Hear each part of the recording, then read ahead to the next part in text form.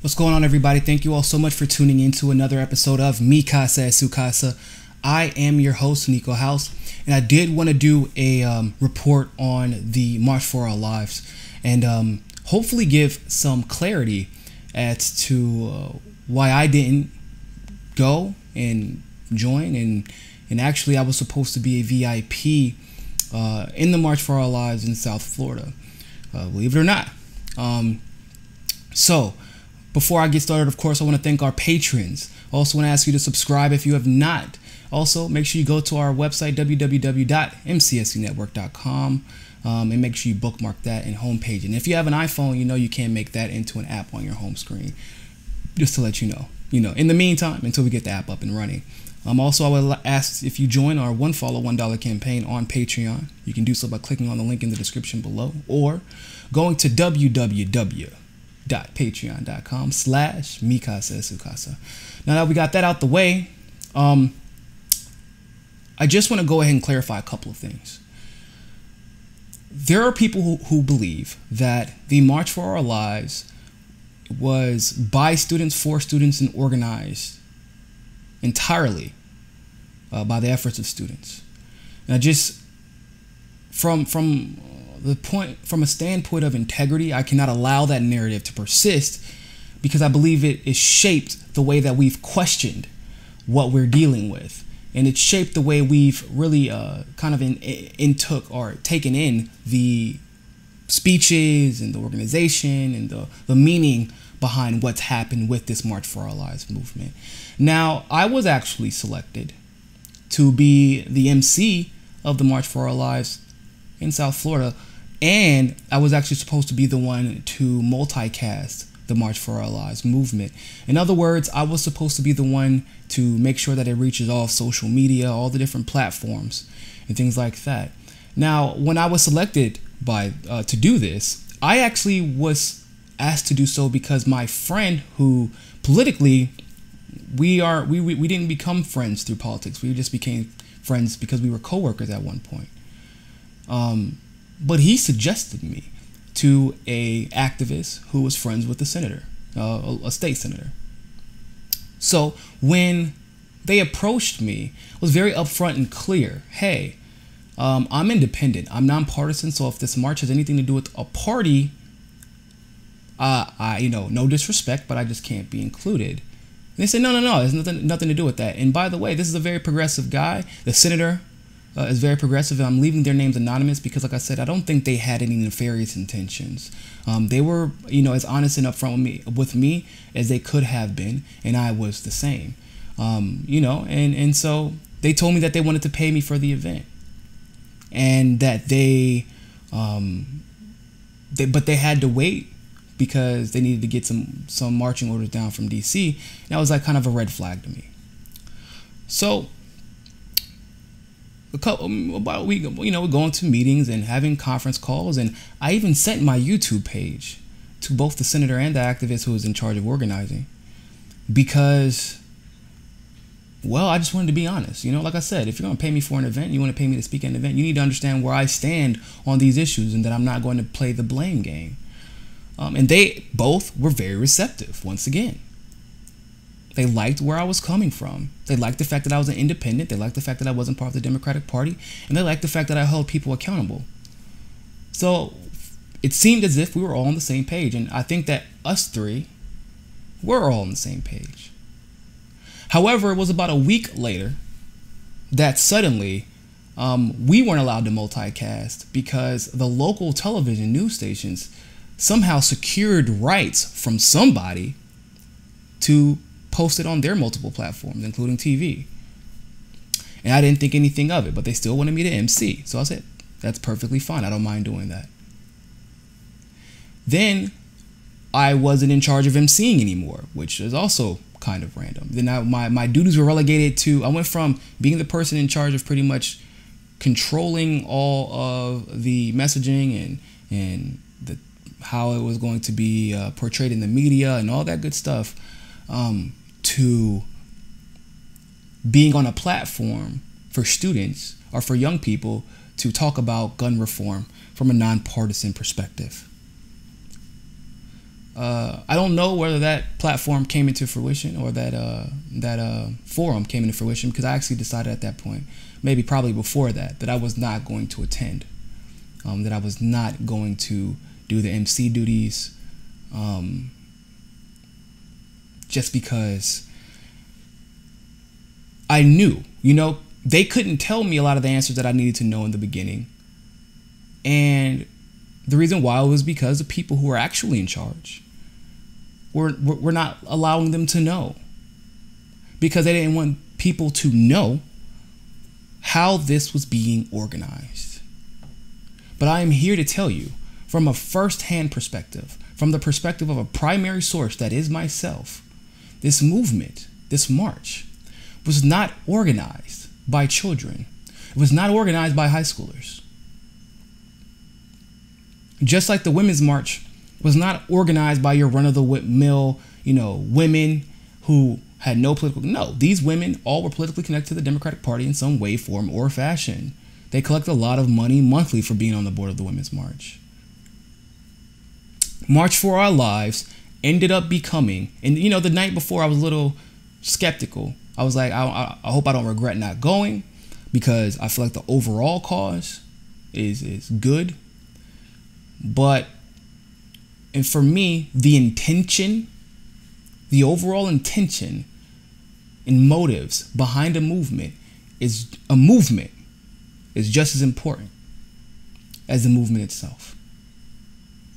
Because you never know when it can be co-opted, right? And that was not going to be a tool or a token for the Democratic Party to use in a month or two whenever they're running for primaries and then running against the Republican Party.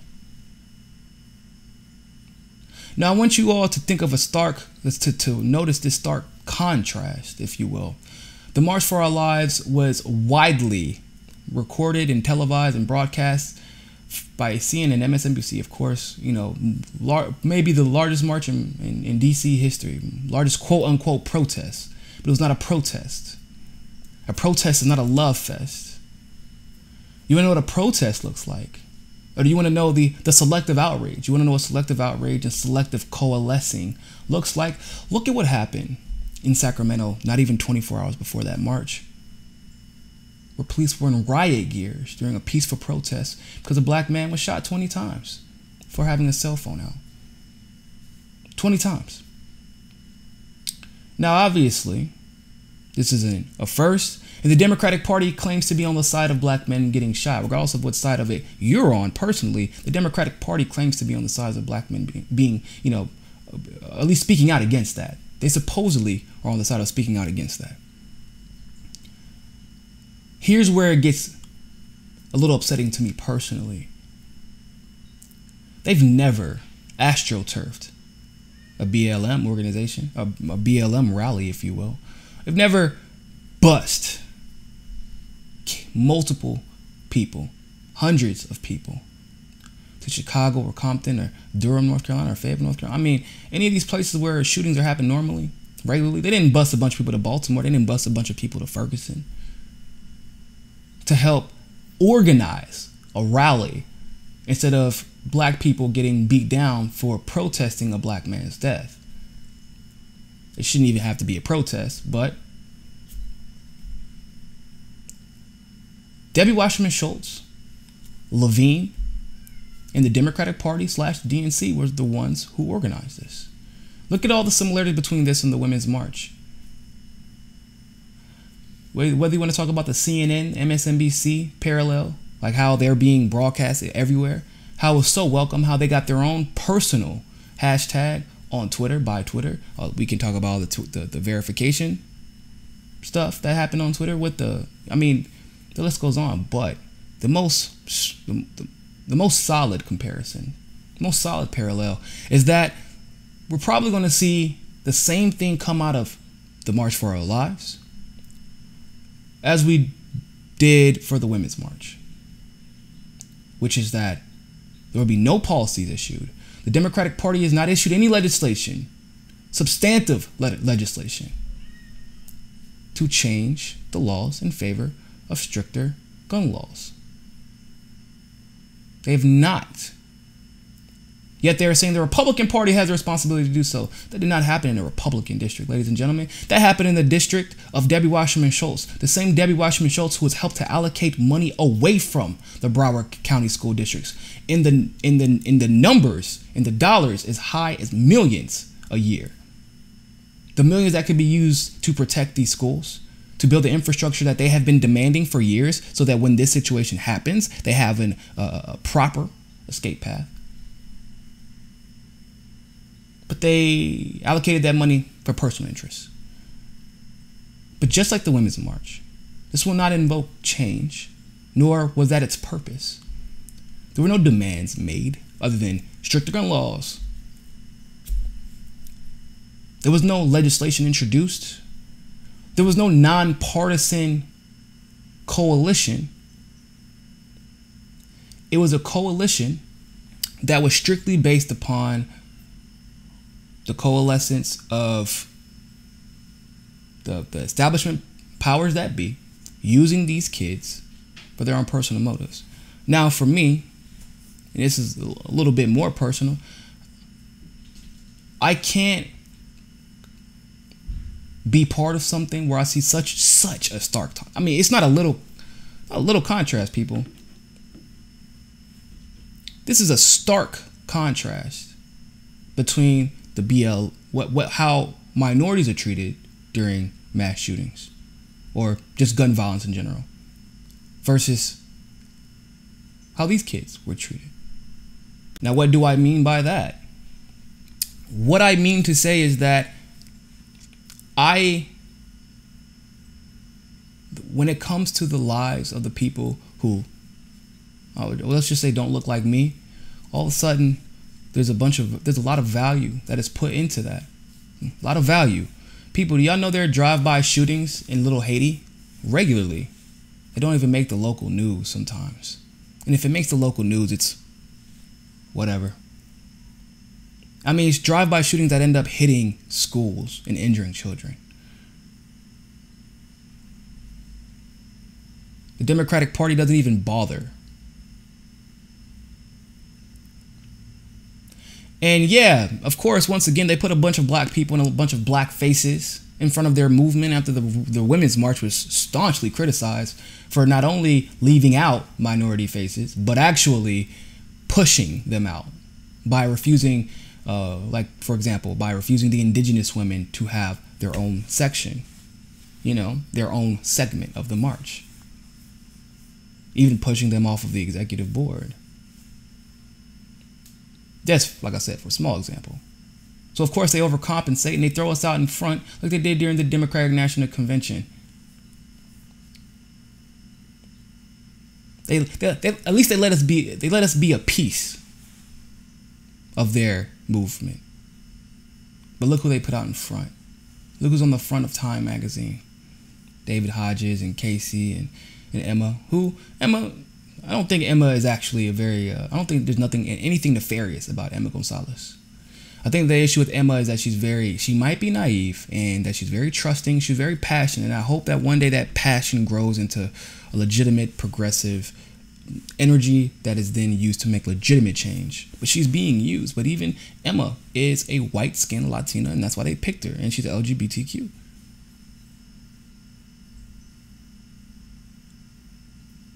She's a token. And they even pushed her to the front. If you notice, really fast, she reached 1 million followers like that. And she wasn't the one who was involved in debate like David Hodges is, and not the one who's involved in media like the other 2 or 3 people are. Those kids are involved in things that you would assume would prepare them for a moment like this. But David Hodges spoke on how black kids didn't get a platform. Well, let me just say this. He is correct. I did see that eventually he spoke on that fact, that black kids aren't getting the same. That's fine. So why not give your platform to someone that needs it? Instead of speaking, I know it's possible because I've done it. I was supposed to speak and introduce Bernie Sanders in Greensboro, North Carolina. I gave my platform to a Muslim hijabi woman who I felt it would be much more impactful because especially in North Carolina, there are a lot of issues with Muslim relations. That was a very hot topic at the time. I felt like it was important. So don't tell me you can't do it. Instead of you speaking, why didn't you invite the family of any of the people? Because that's what David Hodge said. He said it was all about, the other day anyway, it was all about people of color. We don't want, I mean, don't get me wrong, I don't have a problem with being part of your platform, but when is the Democratic Party going to astroturf of movement for all the minorities that are affected daily by gun violence? It's not going to happen. Because then we have to talk, because minorities, we're about change. Progressives in general are about change. But this is the same Democratic Party in which Harvey Weinstein told them to ignore BLM and Black Lives Matter and any issues dealing with such. And guess what the Democratic Party did? Guess what Hillary Clinton specifically did? She heeded that warning and she took that advice. So you have to forgive me. I couldn't participate in something like this, where it's a bunch of empty promises from the Democratic Party once again that will not result in any type of change. In fact, it'll be the total opposite. So they can use us to get into office and do what? Make more promises that they're not going to keep. Love to know your thoughts and your opinions about this. Make sure that you comment below. And always remember, ladies and gentlemen, find your balance. Peace.